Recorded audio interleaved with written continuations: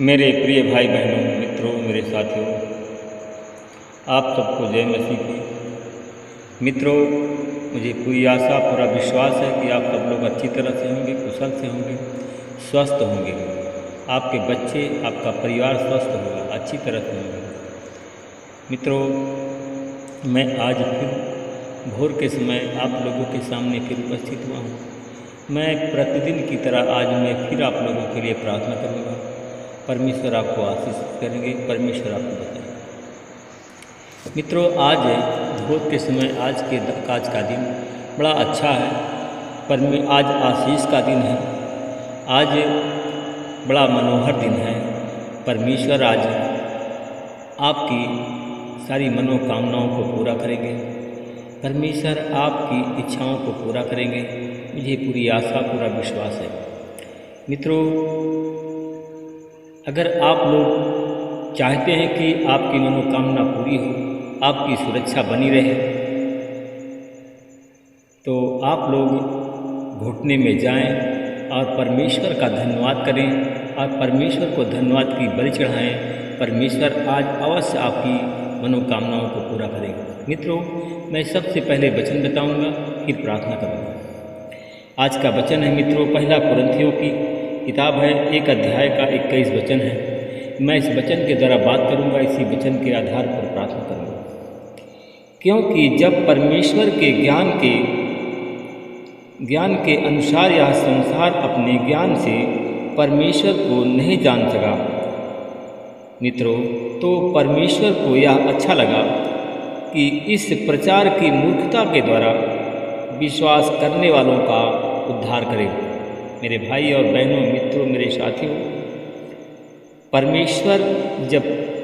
क्योंकि जब परमेश्वर के ज्ञान के अनुसार संसार अपने ज्ञान से परमेश्वर को नहीं जाना, जितने लोग हैं मित्रों, परमेश्वर के लोगों ने नहीं जाना, परमेश्वर के ज्ञान को नहीं जाना, उन लोगों ने परमेश्वर को तुच्छ समझा। तो मित्रों, यह संसार अपने ज्ञान से परमेश्वर को नहीं जान सका, तो यह बात परमेश्वर को अच्छा लगा। क्योंकि किस लिए अच्छा लगा? कि इस मूर्खता के लिए परमेश्वर को अच्छा लगा। उन लोगों ने अपने ज्ञान का प्रयोग किया, परमेश्वर के सामने उन लोगों ने अपने आप को बुद्धिमान समझा। इसलिए परमेश्वर चाहता है कि उन मूर्खों का उद्धार करे। इस प्रचार की मूर्खता के द्वारा परमेश्वर विश्वास करने वालों का उद्धार करे। मित्रों, अगर परमेश्वर पर आप विश्वास करते हैं, परमेश्वर आपका जरूर उद्धार करेगा। अगर अपने ज्ञान के अनुसार चाल चलेंगे तो परमेश्वर आपकी प्रार्थनाओं को नहीं सुनेगा। आज हम देखते हैं बहुत से ऐसे लोग हैं, बुद्धिमान लोग हैं, जो कि अपनी बुद्धि के अनुसार काम करते हैं, बुद्धि के अनुसार चलते हैं, परमेश्वर के वचन को तुच्छ समझते हैं, परमेश्वर की प्रार्थनाओं को तुच्छ समझते हैं और स्वार्थपूर्ण काम करते हैं, इसलिए कि परमेश्वर उनकी प्रार्थनाओं को नहीं सुनता है। मूर्खों की प्रभु जब आया, उसने कहा कि मैं निर्धनों के लिए आया हूँ, धनवानों के लिए नहीं, मैं बुद्धिमानों के लिए नहीं, मैं मूर्खों के लिए आया हूँ। अगर आप लोग परमेश्वर के सामने मूर्ख बन जाएंगे, मूर्खतापूर्ण काम करेंगे और परमेश्वर से भय रखेंगे, अवश्य परमेश्वर आपकी मनोकामनाओं को पूरा करेंगे। हम उसी प्रकार देखते हैं मित्रों अपने आप को, क्योंकि मित्रों अपने आप को यीशु की माता मरियम थी, उसने अपने आप को तुच्छ समझा, अपने आप को मूर्ख समझा। मित्रों, आप में से ज़्यादा लोग ने अपने दोस्तों, रिश्तेदारों और माता पिता से ज़्यादा उपहारों को अवश्य प्राप्त किया होगा।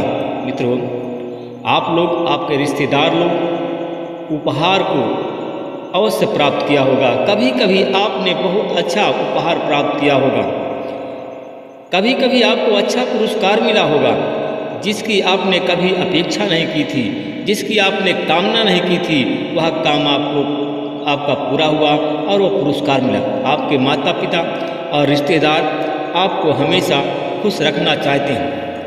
उसी प्रकार मित्रों, परमेश्वर भी आपको हमेशा खुश रखना चाहता है, आपके साथ में अच्छा व्यवहार करना चाहता है, इसलिए कि आप लोग भी परमेश्वर के साथ में, यीशु के साथ में अपना अच्छा व्यवहार करें, अपने अच्छा व्यवहार की योजना बनाएं। उसी प्रकार आपको खुश रखने के लिए परमेश्वर के पास बहुत सी योजनाएं हैं। मरियम नाम की एक लड़की के लिए परमेश्वर के पास एक सुंदर सी योजना थी।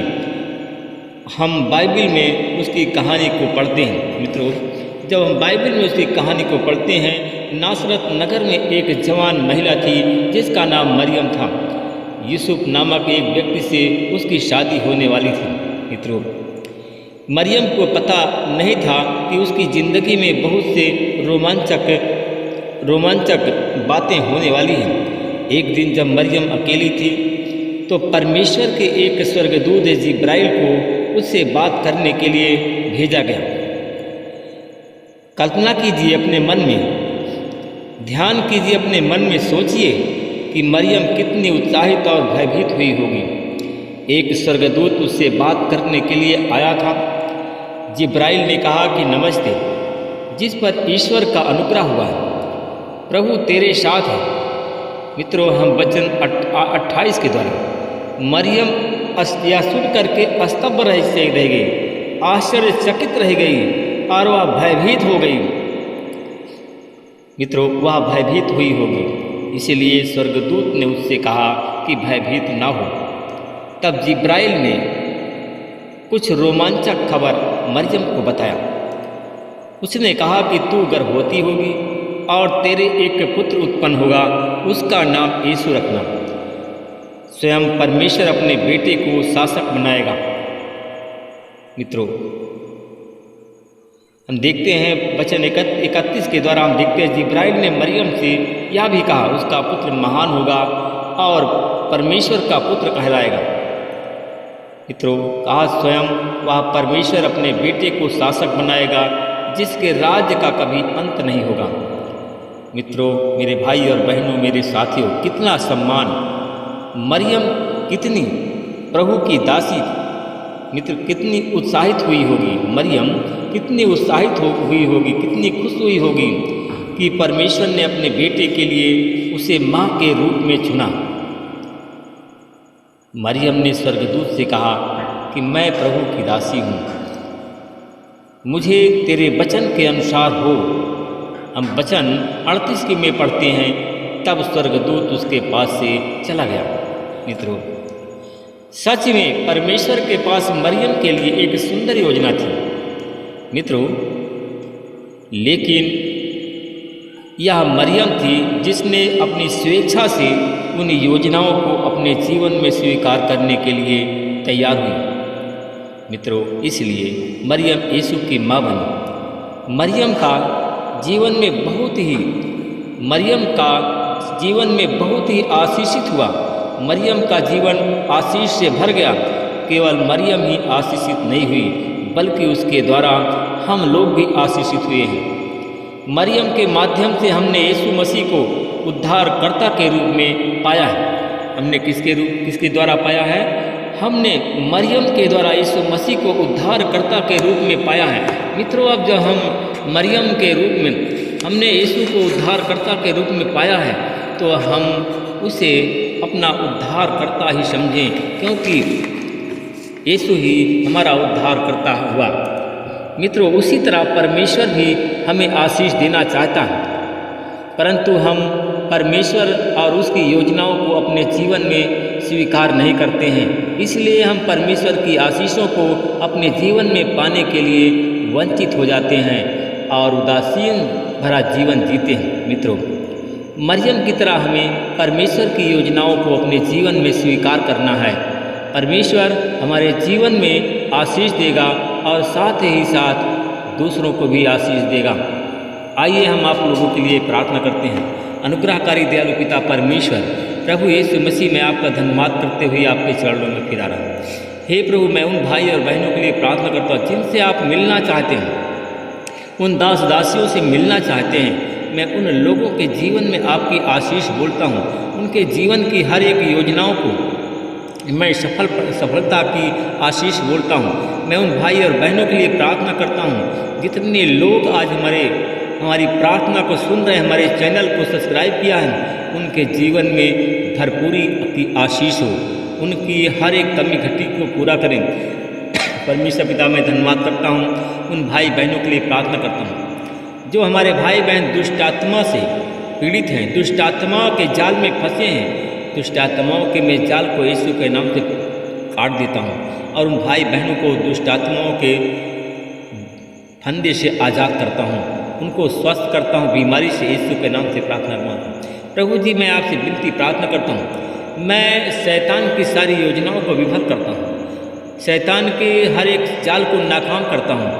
जितने भी हमारे दुश्मन हैं, शत्रु हैं, उनकी सारी योजनाओं को मैं विफल करता हूँ।